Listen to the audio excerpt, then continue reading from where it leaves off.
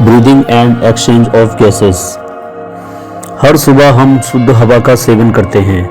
Breathing process के जरिए शुद्ध हवा से हमारा शरीर स्वस्थ रहता है। ब्रीदिंग एक ऐसा प्रोसेस है जिसमें हवा को ऑक्सीजन के रूप में लेते हैं और शरीर से निकली कार्बन डाइऑक्साइड गैस बाहर वातावरण में छोड़ते हैं।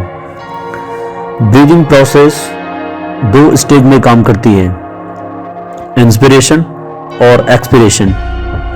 इंस्पिरेशन के दौरान वायु हमारे लंग्स में प्रवेश करती है और एक्सपिरेशन के दौरान वायु लंग्स द्वारा बाहर आती है। परंतु बहुत से लोग ब्रीदिंग और रेस्पिरेशन की प्रक्रिया में कंफ्यूज हो जाते हैं, किंतु ब्रीदिंग और रेस्पिरेशन में बहुत अंतर होता है।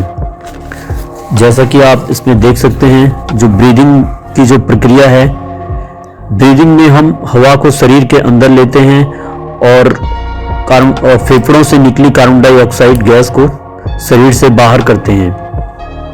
ब्रीदिंग यानी कि ब्रीदिंग में हम ऑक्सीजन गैस जो होती है उसको शरीर के अंदर लेते हैं फेफड़ों में, और शरीर से निकली हुई कार्बन डाइऑक्साइड गैस फेफड़ों द्वारा फिर नाक के रास्ते से बाहर कर देते हैं। और जबकि रेस्पिरेशन में हम जो खाना खाते हैं उसका शरीर में पहले ऑक्सीडेशन होता है हमारे पेट में, और फिर ऑक्सीडेशन होने के कारण उस खाने का उससे कार्बन डाइऑक्साइड गैस, पानी और एनर्जी निकलती है। इसलिए ब्रीदिंग में कोई एनर्जी रिलीज नहीं होती है, और जबकि रेस्पिरेशन में एनर्जी रिलीज होती है एटीपी के फॉर्म में। तो ब्रीदिंग और रेस्पिरेशन में बहुत अंतर होता है। ठीक है, जो ब्रीदिंग जो होती है उसमें वो एक एक्स्ट्रा सेलुलर प्रोसेस है, और जबकि रेस्पिरेशन जो है वो एक इंट्रा सेलुलर प्रोसेस है। सेल्स के अंदर होता है रेस्पिरेशन, क्योंकि उसमें सेल्स द्वारा निकली हुई कार्बन डाइऑक्साइड गैस निकलती है, और सेल्स द्वारा जो यूजफुल गैस होती है ऑक्सीजन, वो सेल्स द्वारा ली जाती है। तो ये सेल्स के अंदर की प्रक्रिया है, तो इसको इसलिए इंट्रा सेलुलर प्रोसेस बोलते हैं। और जबकि जो ब्रीदिंग होती है वो सेल्स के बाहर होती है, एक्स्ट्रा सेलुलर प्रोसेस होती है, जो कि केवल इनहेल और एक्सहेल ऑफ गैसेस कहा जाता है ब्रीदिंग को। ठीक है, तो एक ब्रीदिंग कह सकते हैं एक फिजिकल प्रोसेस है जिसमें हम सांस अंदर लेते हैं और बाहर करते हैं शरीर में, और जबकि रेस्पिरेशन जो है वो एक बायोकेमिकल प्रोसेस है जिसमें एनर्जी रिलीज होती है। ठीक है, आगे हम देख लेते हैं रेस्पिरेटरी ऑर्गन्स। ब्रीदिंग प्रोसेस अलग अलग ऑर्गेनिज्म द्वारा अलग अलग रेस्पिरेटरी ऑर्गन्स द्वारा किया जाता है। यानी कि जो ब्रीदिंग ऑर्गन्स होते हैं सारे लिविंग ऑर्गेनिजम्स में, वो सब अलग अलग होते हैं। उनके हैबिटेट और उनके बॉडी स्ट्रक्चर के हिसाब से उनका रेस्पिरेटरी ऑर्गन्स अलग अलग होते हैं। जैसे ह्यूमन की बात करें तो ह्यूमन में रेस्पिरेटरी ऑर्गन्स लंग्स होते हैं, और बाकी ऑर्गेनिज्म जैसे कि आप देख सकते हैं रेस्पिरेटरी ऑर्गन जो कि अर्थवर्म होता है। अर्थवर्म में रेस्पिरेटरी ऑर्गन्स स्किन होता है। अर्थवर्म जो होता है वो स्किन द्वारा सांस लेता है।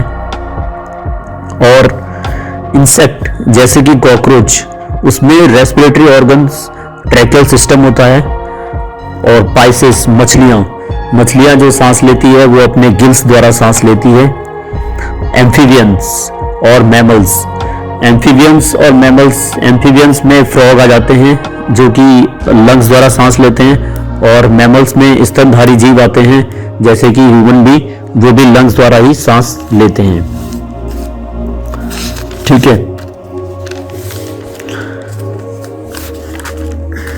आगे है इसमें हमारे शरीर में कुछ अंग होते हैं जो ब्रीदिंग में मदद करते हैं, जैसे कि आप इसमें देख सकते हैं, जो कि ह्यूमन रेस्पिरेटरी सिस्टम में आते हैं।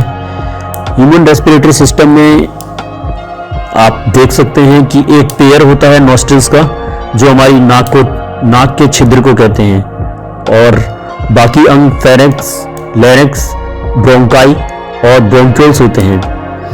जैसे कि सबसे बाहर जो हम सांस लेते हैं वो नॉस्ट्रिल्स द्वारा सांस लेते हैं, और उसके बाद फिर हमारे जो हवा जाती है हमारे फेरेक्स वाले पार्ट में जाती है, फिर लैरिंक्स जो कि वॉइस बॉक्स भी बोला जाता है, जिसके कारण हमारी आवाज निकलती है। हमारे शरीर में जो हमारे गले द्वारा आवाज आती है वो लैरिंक्स ही रिस्पॉन्सिबल होता है आवाज के लिए।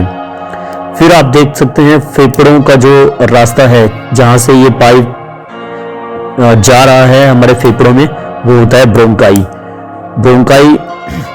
ठीक है, 2 भागों में होता है जिसमें फेफड़े होते हैं, एक राइट लंग होता है उसमें और एक लेफ्ट लंग होता है। 2 लंग होते हैं, राइट लंग और लेफ्ट लंग। उसी को ही ऊपर वाले पार्ट को बोलते हैं ब्रोंकाई। और फेफड़ों के अंदर होते हैं ब्रोंक्यूल्स, में बहुत सारे ब्रांचेस में देख सकते हैं आप, ब्रोंक्यूल्स होते हैं। और इसमें फेफड़ों में हमारे जो लंग्स में होते हैं उसमें एल्वोलाई वाला पार्ट है, एल्वोलाई भी होता है जिसमें फाइनली गैस का एक्सचेंज होता है। इसमें एल्वोलाई पार्ट में जो आरबीसीज होती है वो ऑक्सीजन को कलेक्ट कर देती है एल्वोलाई से, और जो आरबीसीज से निकली हुई कार्बन डाइऑक्साइड होती है ऑक्सीडेशन द्वारा, वो वापस लंग्स एल्वोलाई वाले पार्ट से फिर लंग्स में फिर हमारे फाइनली नोस्ट्रल से बाहर आ जाती है। ठीक है, तो इस प्रकार से गैसेस का एक्सचेंज होता है। फाइनली गैसेस का एक्सचेंज एल्वोलाई वाले पार्ट में ही होता है।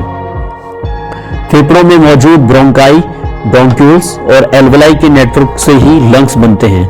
इन सबको मिला के ही लंग्स बनते हैं, जो कि ब्रीदिंग प्रोसेस में बहुत महत्वपूर्ण भूमिका निभाते हैं।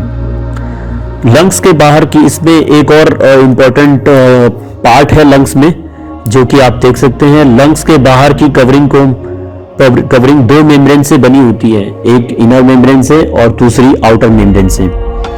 इनके बीच एक फ्लूइड भरा होता है इन 2 मेम्ब्रेन के बीच, जिसे प्लूरा कहते हैं।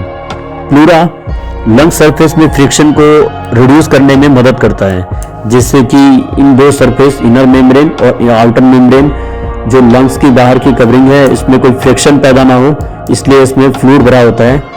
ठीक है, ताकि इसमें लंग्स में कोई दिक्कत ना आए।